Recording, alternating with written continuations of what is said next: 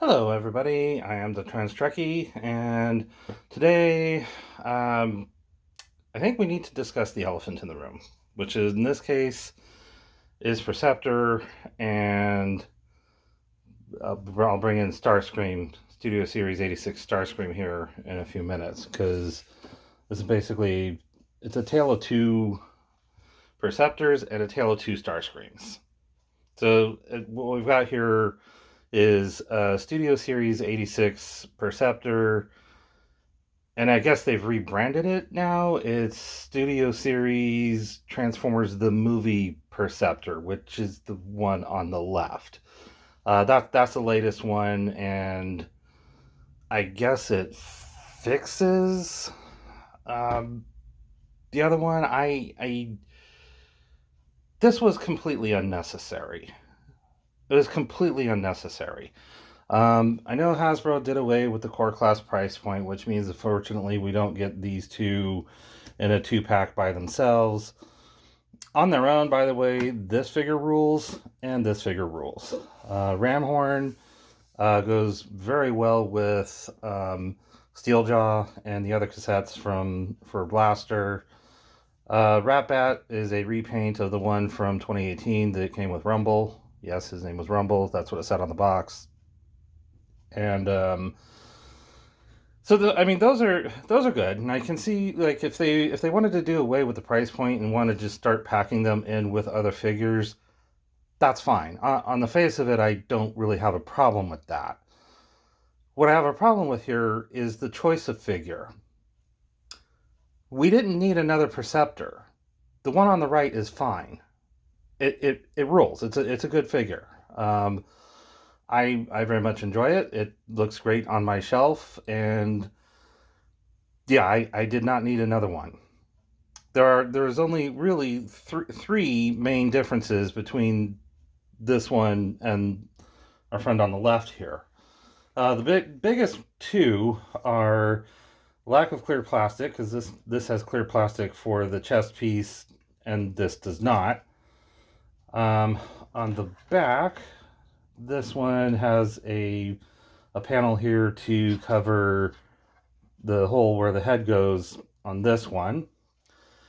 And then there is a very, very slight size difference between these two. The new one is 1/4 of an inch wider than the other one for reasons, I guess. I don't know. I don't know why that was necessary. Paint is slightly different, but not enough to really give a shit about. So this was not necessary. This was not necessary. It's fine. I mean, it's not a bad figure. If you don't have this one and you can't find it, and it's, or cost prohibitive or something like that, and you do have access to this, by all means, get this. You'll get a total of 3 figures that totally rule, and you'd probably be pretty happy with what you get in the box. But I feel like if they were going to do this, and they were going to include these 2 figures with somebody else, maybe Earthrise Prowl re-released as Studio Series 86 Prowl. Maybe give people who missed out on that another opportunity, another crack at it, because there's still a bunch of people who were not able to get that because it was a limited edition 2-pack on Amazon with Ironhide that sold out immediately and still goes for stupid amounts online. So that is an obvious. That would have been an obvious thing to do right there. And I think this is. Hang on. That really is different. Okay. Weird. So I guess it's a little bit. There's a little bit of a thing up here too. The holes where this pegs into are visible, which on this one they're not. Anyway, I digress. Case in point, missed opportunity to give fans a figure that they've been wanting for years, well over 5 years at least, 4 or 5 years, and would also have been a good way to get these other two figures, one of which is a brand new one that fans absolutely have been wanting for years, and also another opportunity to like Prowl would have been a good one um, to get an opportunity for this one if fans missed out on that one too. But instead, we now have two Studio Series 86 Perceptors for reasons. I just have to wonder, were fans really bitching that loudly about the head hole here on Perceptor that we actually needed a whole brand new separate, like, did this really need to be fixed? I've got two Perceptors. I don't need two Perceptors. I was happy with this one.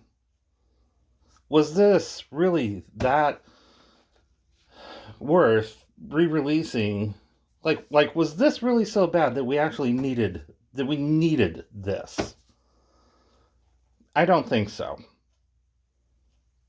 I have a feeling this is a situation where some of the more toxic and, by extension, vocal, and, well, not extension, but some of the more vocal parts of the fandom are getting the attention of Hasbro's development team. And I'll go into that in another video, because that, honestly, the number of things that Transformers fans bitch about on a regular basis, which essentially create a catch-22 for the design team on like 90% of Transformers characters, is enough for its own whole separate video. I don't feel like we needed this. And I think by this point we've all seen the new mold for the upcoming Studio Series 86 Thundercracker. Now, I have Earthrise Thundercracker. He's fine. There's nothing wrong. There is nothing wrong with this figure. I've already done my review of him and Skywarp and the 2-second Transformers, where I very clearly say that this figure rules. And it does. It does. Yes, it does. There's nothing wrong with this. We get all the beats of what you would want in a Seeker mold. You have the silver, you have the cockpit in the middle. We've got the head, the null rays, the arms, wings on the back, the pylons, just the general look of the Seeker, and in its alt mode turns into an F-15 Eagle, as it should. A very, very good depiction of an F-15 Eagle. And then, actually, and I don't have a G1 Seeker to put this next to. I did a while back, but having seen them side to side, in the alt mode, they're about the same size as the original Seeker. We didn't need an update to this. So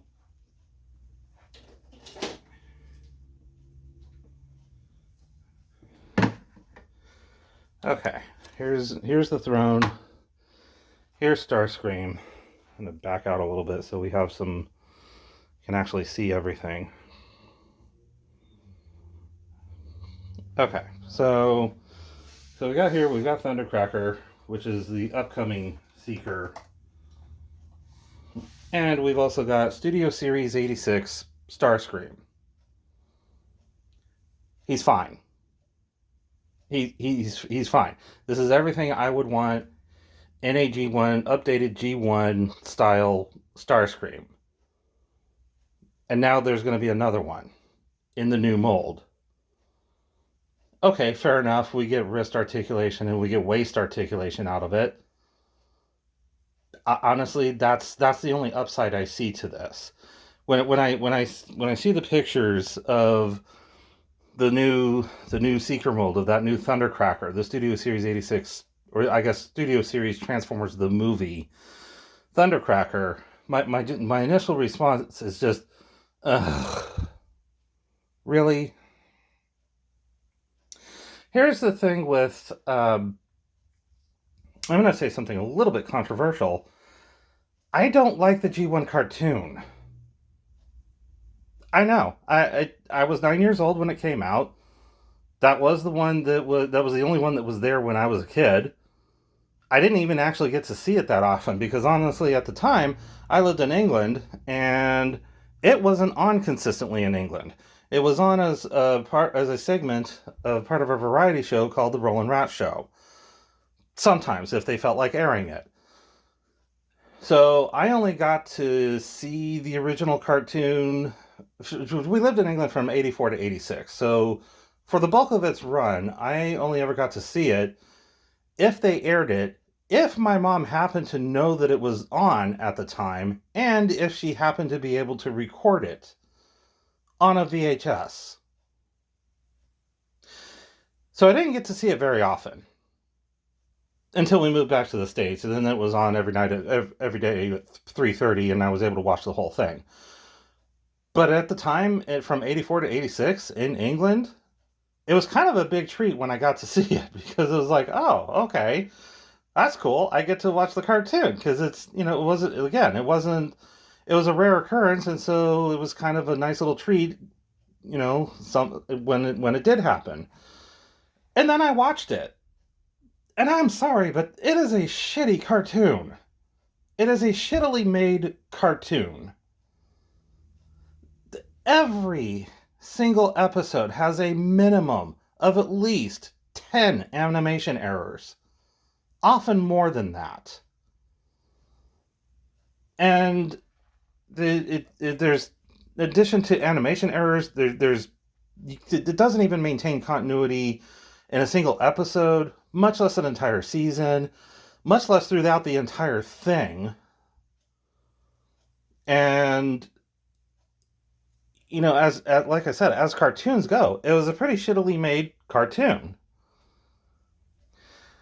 And then the other thing that I hear get talked about quite a bit is cartoon accuracy when we're talking about toys, especially with like Studio Series 86.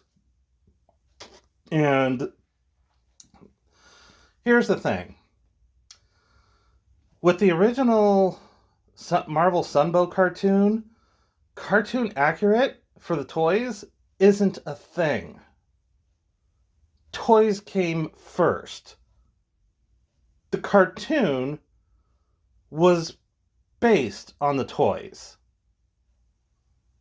The animation models were there to be able to give the toy characters enough range of movement to be able to tell a narrative. They were never meant to exist as physical objects. Hasbro and Takara, quit trying. You guys have been trying for 40 years to try and bring those god-awful, animation models to life. It's never going to happen. Especially if you want it to transform. They can't do it. Honestly, these two here are actually pretty close. This is great. These are great. These get close enough to evoke that aesthetic while being functional Transformers. Sure, the upcoming one, the Transformers the movie studio series Thundercracker, it gets closer. It's closer. It's not 100% accurate. Don't even get me started on Devastator. Yeah. I'm waiting for Mixmaster and Scavenger, but that's going to be its own separate video, because I'll tell you right now, that's not screen accurate either. Especially Hook. You look at the animation model for Hook, and you look at what is currently in the box for the studio series Hook, Not even close, especially from the waist down. Not even close. And then so it just here's the other thing too. One of the other reasons why that image of Thundercracker irritates the crap out of me so much.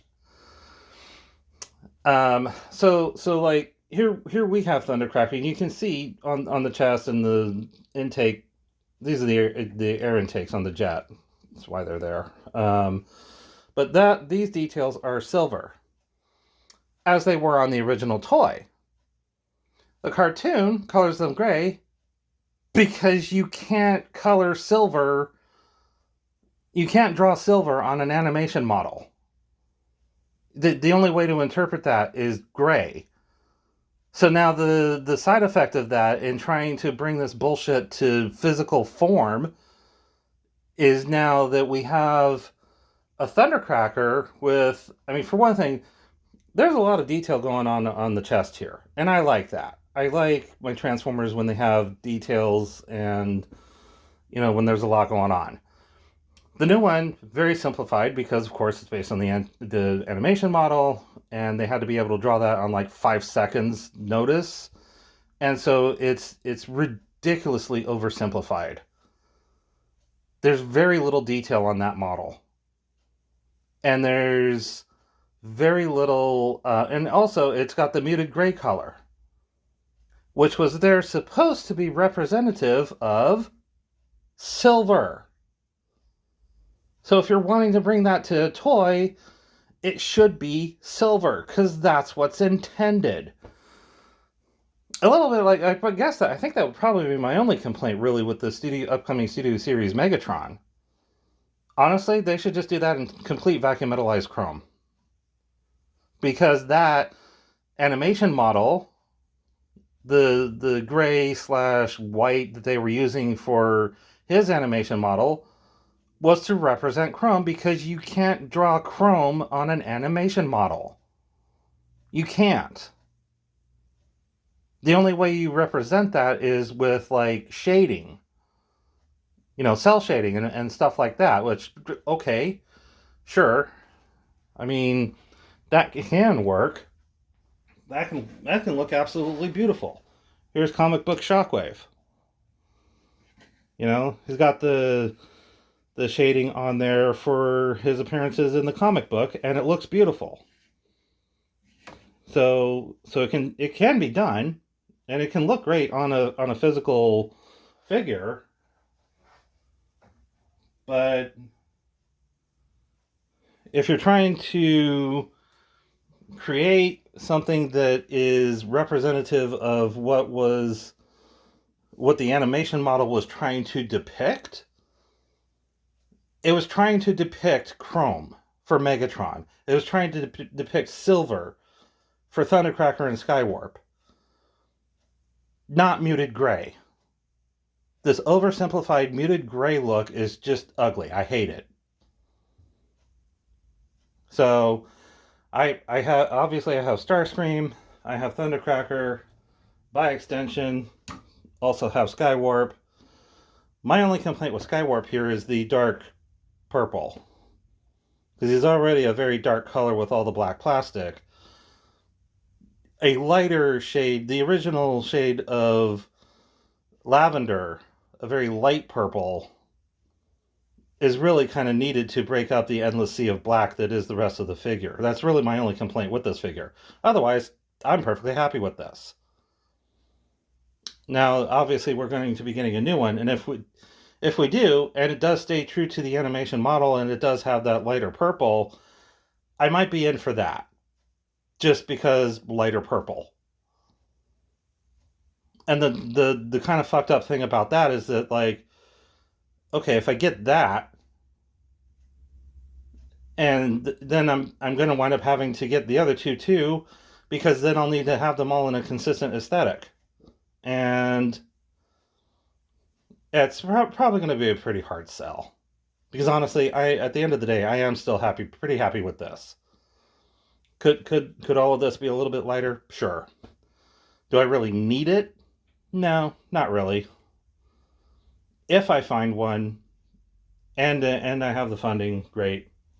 I'll probably pick one up. But yeah, I we didn't need this. We didn't need this because now we're in a world where there's two different there's two, just like Perceptor back there, which I've kind of blocked. We'll go ahead and move some stuff out of the way here. But yeah, just like Perceptor, where we've essentially got two of the same thing, basically. And that we didn't need. I mean, like I said, the original one there is fine. I actually like that better because of the clear plastic. That'll be its own separate video, because clear plastic is no worse than regular plastic. I definitely think it looks a lot better than the muted bullshit going on over here. So, yeah, we didn't need two Perceptors. We don't need two Starscreams. We already have Starscream. Here's another opportunity that we could have, again, like Earthrise Prowl. These two were only available at Target exclusively in a 2-pack. People didn't actually have access to this at mainline retail. You could, since we already had this at Studio Series, you could have done each of these individually, and it would have been fine. People still would have lost their shit over it. But no, we've got everybody just blowing their wad over this thing. Like, oh, that's the Seeker we needed, and it needed an update, and it was the Earthrise sucks. Really? Earthrise sucks? And why the fuck is this still $120 set online? Going for twice as much money as it originally did. This one goes for probably about cost, I think. I actually got this one for $20, but that's loose. It wasn't sealed or brand new. I think brand new, it goes for around 40. The other Seekers, the Coneheads, those go for a shit ton. Like if this is such a bad figure, and this is such a bad mold, then why is everybody blowing their wad over this? The Elite Seeker pack comes with this guy. Oh, yeah. Everybody goes on about how great this figure looks, while at the same time decrying that for some reason this general mold sucks and needed an update. Which is it? You can't have both. Either this mold sucks and needs an update, which means this should suck and should be shelf warming, or these figures rule, as are, they don't need updating, and this is great. Honestly, I personally think this set rules. This one doesn't really lock together 100% in vehicle mode. Not quite as bad as Sideburn or Shadow Striker. But there's still... we should probably retire this mold now. But still, it just seems like, as a fandom, we're never happy. Again, we're creating these weird catch-22s that that just makes it impossible for Hasbro's design team. And yeah, we didn't need it. I mean, yeah, again, it's a little bit better. It has a little bit better articulation. It definitely does look closer to the animation model. But I mean, there's people like me who and maybe I'm the minority, probably am, but I'm going to say this and I'm going to say it again in other videos. I don't need my toys to look like a cartoon from 40 fucking years ago. Especially one that was as shittily made as the original Marvel Sunbow cartoon. They didn't care. Sunbow outsourced, so Marvel outsourced to Sunbow to do the animation. Sunbow further outsourced to like 10 other companies animation studios to do it. And that's why, and because they didn't know what the fuck they were doing, they didn't give a shit. As far as they knew, it was just some stupid ass fucking toy line. They didn't bother to familiarize themselves with the character, even though animating those characters was their one job. And you have that one job, do the one job. What the fuck? I mean, I'm sorry, if I were an animator and I were given the task of animating something, I'd fucking familiarize myself with what it is I'm animating, so as to do it correctly, so that the audience that's going to watch it will actually fucking enjoy it and won't be sitting there nitpicking the shitty ass lazy job I did. It's they kept they outsourced, they kept outsourcing. That's why there were so many bad animation errors and continuity errors. And yeah, I mean, you compare that to something like the Masters of the Universe cartoon, which had way more episodes, like 3 times as many episodes, and was on a much tighter filming budget and time constraints. And I've only ever found one animation error in that entire series, and it lasted for probably all of about 5 or 10 frames of animation. There was one episode where one of Skeletor's pectoral muscles was the same color purple as his chest cowl thing. And it was only on there for like a second, maybe 2 seconds. And then it was fine. One out of over, I think there's like 300 episodes of that series. Double that if you get into She-Ra as a continuation of it. And out of all of those episodes, there was only one animation error. So we had the technology, we had the ability, there were animation studios that had the ability to put in the time and the effort and the care and love into the property, into a decent animated series.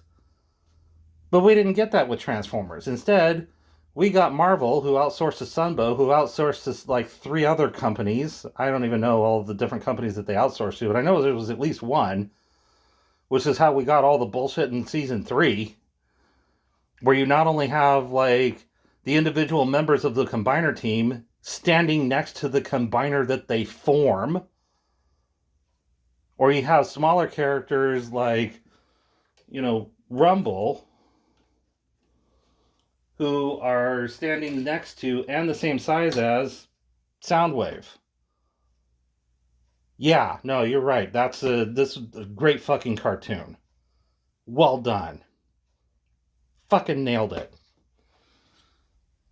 The cartoon was shit. The animation models did what they were supposed to do, i.e. they were supposed to provide enough movement to the toy characters to tell a narrative. They did their job. They were fine for the time. They accomplished what they needed to accomplish. Let's get the fuck over it and move the fuck on. And here's another side effect of this too, is like, again, I was 9 years old in 1984. So I grew up with G1. G1 was my Transformers. I was the target demographic for that, and Hasbro hit that target hard. Like, I actually have a Decepticon tattoo on my left shoulder. Image taken right from the toy catalog. The original, the one from 85, because that was the one that had the Decepticon logo on it. And even I'm getting sick of G1. I'm ready to move on. Let's, Hasbro put out the question as to whether or not, we should see the 86 line continue into or evolve into something like Studio Series 84/85 or, the Marvel Sunbow cartoon. You know what? Yes, definitely do that so that the Marvel Sunbow purists will shut the fuck up finally. But then after that, let's move the fuck on. I personally would like to see something more interesting and different done. Characters may be reimagined into different forms that they weren't before.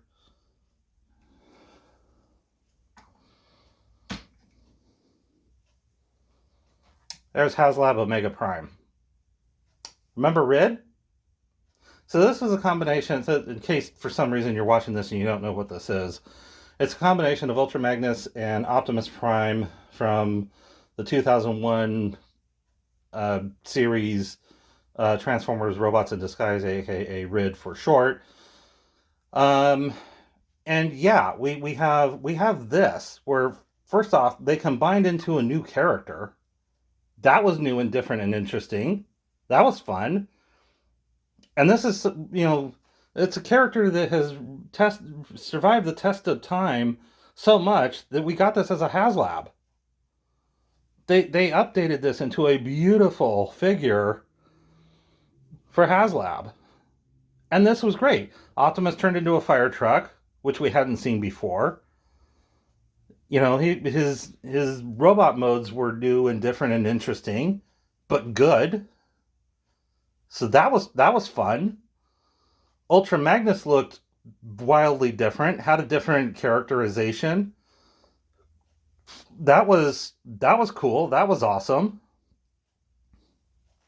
We got new characters, like Sideburn here. Had a new, interesting transformations, but still transformed into cars. Like this transforms into a Dodge Viper, a recognizable alt mode. So it kind of got back to that whole robots in disguise aspect where they turned into things that you probably would see on the road. I've actually seen Dodge Vipers in real life. In both colors. Because there was he later came in red too, which